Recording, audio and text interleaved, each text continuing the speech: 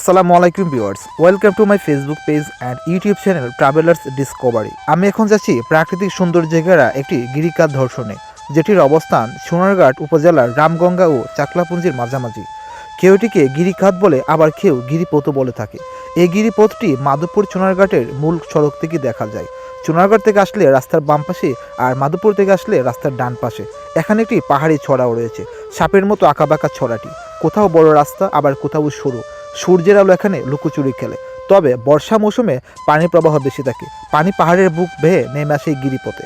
কিছু কিছু জায়গা রয়েছে একদম সরু, মাটি ঘেঁষে যেতে হয়। হাঁটতে হাঁটতে মাঝে মধ্যে পুরনো কিছু গাছের কাঠ দেখতে পারবেন। দেখতে পাথরের মতো অনেক ভারী। এটি মূলত এক ধরনের কয়লা।